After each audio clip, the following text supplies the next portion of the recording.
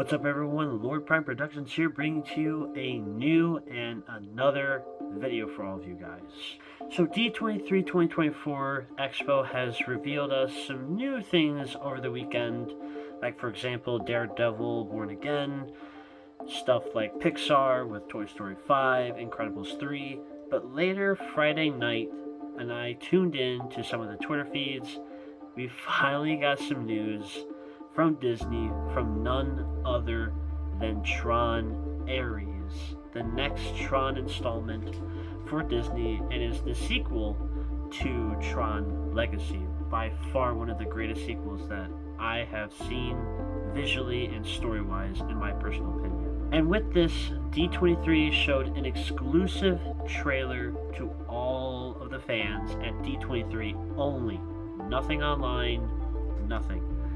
But later that night, I did get a message saying that I received a notification that there's a trailer on Twitter.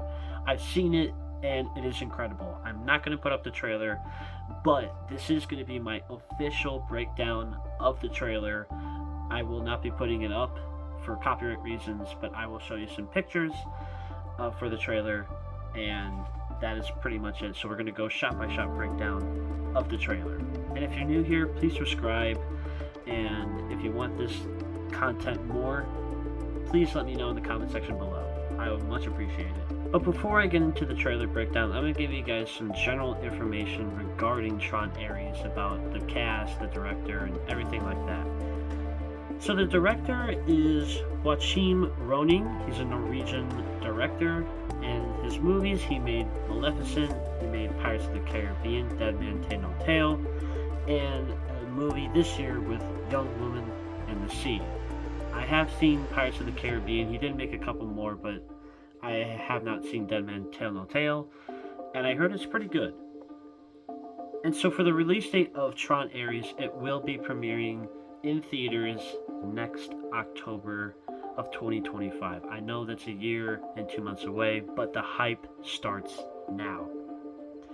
And with that, we have the official cast for TRON Ares. We have Jared Leto, who will be playing Ares, an AI program who will be going into the real world, and that they shot in Vancouver, so that's pretty interesting. We have Evan Peters, who was in the X-Men universe movie series, and he played Quicksilver, and he also played in WandaVision as Quicksilver as well. We also have Greta Lee, who is also going to be a new character in this TRON series. And then finally we have Jeff Bridges himself, who is returning as Kevin Flynn, which is very, very surprising, and that he started this all the way back in 1982 into TRON Legacy, and now into TRON Ares, which I believe is very impressive. And I know that some of you are going to be disappointed, but Twitter showed that the new official soundtrack will be performed by 9 Inch Nails. Yes, 9 Inch Nails. Now, they're a rock star band, and one of their famous songs you can listen to from their album, The Downward Spiral, is called Closer. If you don't want to hear it, I'm not going to play it, but it does have some explicit stuff in it for all you young people on there, so I'm not going to personally play it for all of you guys, and personally for copyright reasons as well. So now, without further ado, that's some of the general information that I have on TRON Ares so far, but now we're going into the shot-by-shot breakdown. So, let's get into it. So the trailer opens up with Evan Peters as he is doing a presentation about AI and asking if we are alone. And with that, he says, "We've been looking in the wrong direction. Intelligent life doesn't exist inside, but not out there." And then he's also howling how it would also look as well. Virtual reality is becoming popular more nowadays, and we get to also see how that will develop in this TRON movie, as AI is being produced apparently by Encom, and Evan Peters is also supposed to be playing the brother who Cillian Murphy was in TRON Legacy as the main character. So I do not believe Cillian Murphy will be returning in this film, but if he does make a brief cameo, that would be very cool. And then he also says, well folks, we're not going, they are coming. And then it cuts to black, which is a very interesting scene in my personal opinion, because we're talking about AI. AI has become very popular nowadays with ChatGPT and many other resources, and I think this is how Tron is going to be looked at now, as AI, as a different program from Tron Legacy. And then next up in the trailer, we get a snowy mountain, and then we see who appears to be Evan Peters riding a snowmobile, just having some fun in the snow, just casually. And then we see appears to be a green tree with apples growing on it and a snowy terrain, which doesn't really make sense. And maybe they're probably doing some project or some presentation over there that we don't really know about, but just seeing that picture makes it really, really interesting. And honestly, I just want to know more about what's happening in this movie, but just if that's apples or if it's just something else that we don't know about, or it just could be AI now just taking over a picture or something, we don't really know. And so the next shot, we have Jared Leto, apparently, which he's shown in a reflection with his back turned, with his suit glowing up red, and as he says, there's something at work in my soul I do not understand. So Ares apparently is supposed to be the villain of this Tron movie. Ares is the god of war. I don't know if he's going to start something in the real world, because that's where the movie is now going to be taking place. Since they filmed this in Vancouver, we don't really know, but just by footage alone, he's going into the real world. We're not probably going to see a lot of the Tron program in this, because in Tron Legacy, if you don't know, Flynn destroys the entire program. So yeah, we don't know about that for sure. So in the next shot, we get a scene of Vancouver, what appears to be, with cars and ruins, as Ares says, I came here to find something. And I don't know what this something is. It could be an artifact, it could be a material that we don't know about that he needs to rebuild, maybe. I have no clue at this point, but it seems very interesting. And then we just get more shots visually, and later says something important, as Ares' hand showing, touching water and rain. So this is him probably stepping out of the program and him into the real world, experiencing what the real world is like, which I honestly can't wait at this point. So next we get an aerial shot near water with Greta Lee's new character with a helicopter in the back. And then as Jared Leto, Ares looks up at her with his lights on his suit flickering, which I don't know about. She looks at him with a white suit and asks him, who are you? With a very menacing look back at Jared Leto. And it cuts to a red screen within 2025. And that is just creepy, because I have no clue the interaction between these two characters, in which I'm going to get here too in a second about Greta Lee's character and Jared Leto's character as well, Ares. So from the looks at it, from a user on YouTube who helped me, I'm gonna pronounce this jvaflorproductions, he says Greta's character is from our world and she is the base to hold for the collision of these two worlds. And Leto is a rogue program gone out of the grid, and Flynn, while he is dead, his consciousness is still linked to the program.